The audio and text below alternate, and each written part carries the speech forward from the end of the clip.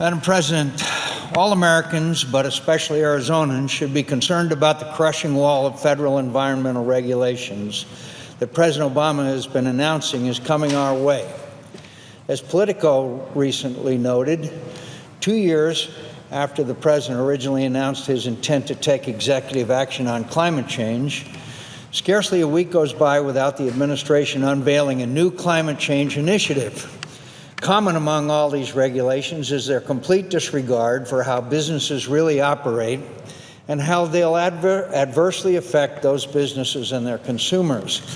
According to a report recently released by the American Action Forum, just the 18, quote, economically significant regulations that the White House announced before Memorial Day will saddle a nation's slowly recovering economy with more than $110 billion in potential costs, with billions more in unknown burdens.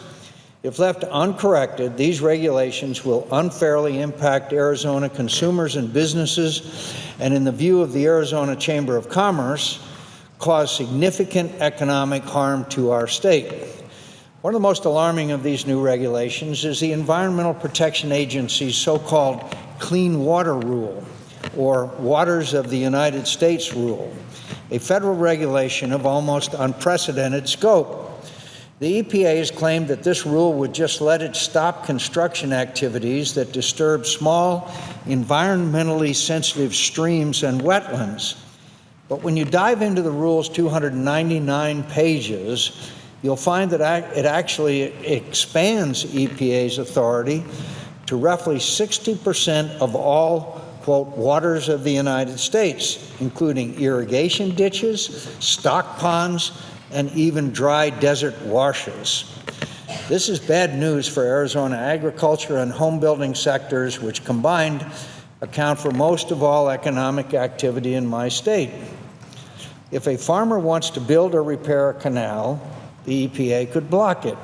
A community that wants to build a school or a church near a dry wash will have to beg EPA's permission.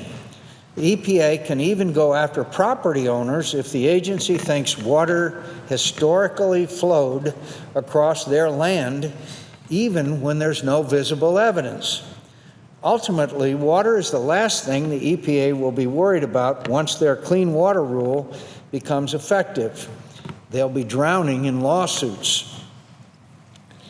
Another proposed rule by the EPA, quote, the Clean Power Plan rule, would place new limits on greenhouse gas emissions that would prevent the use of coal and result in the elimination of 36% of Arizona's electric power generation.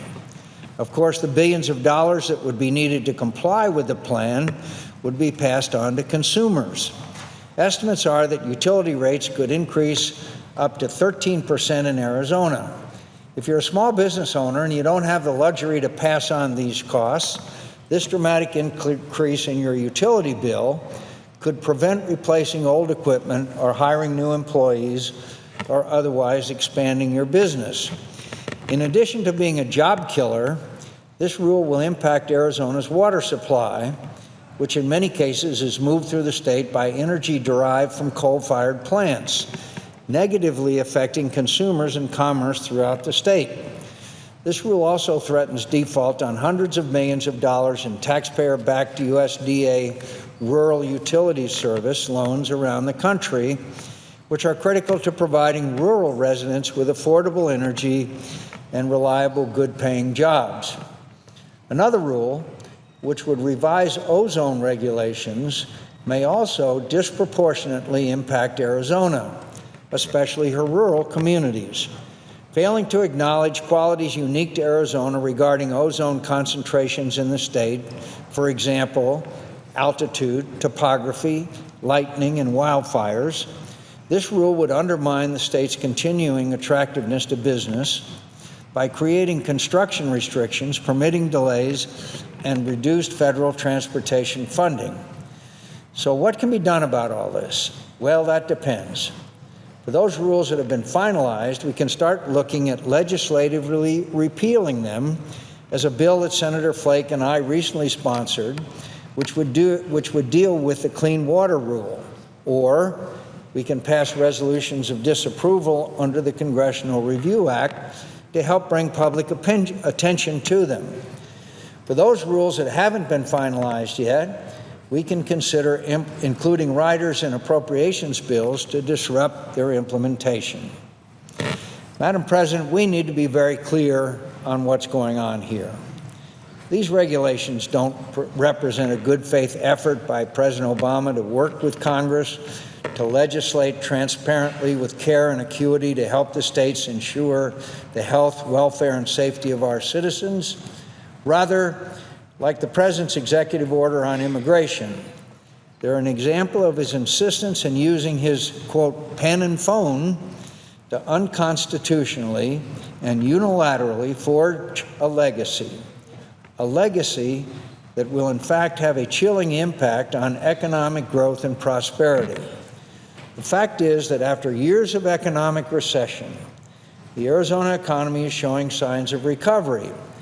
But with Arizona's growing slower than the rest of the country, with only a 1.1% increase in real gross state product, compared to 2.2 nationwide, and 65,500 fewer people working in Arizona compared to 8 years ago, Washington has to be focused on doing everything it can to unburden small business owners and promote entrepreneurialism.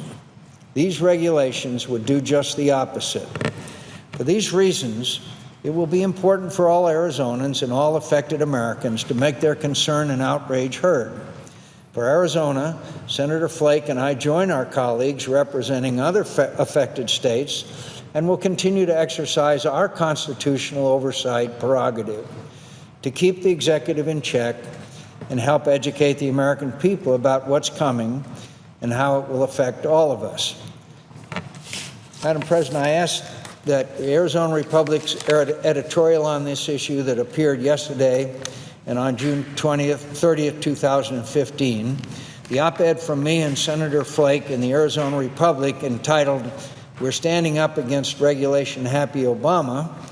3, the 2 oversight letters we recently sent relevant agency heads on the Clean Power Plan rule and the Clean Water rule, and the op-ed from the Arizona Chamber of Commerce, President Glenn Hammer, in the Yuma Sun entitled, "List of Examples of Federal Overregulation is Way Too Long," all be included in the record.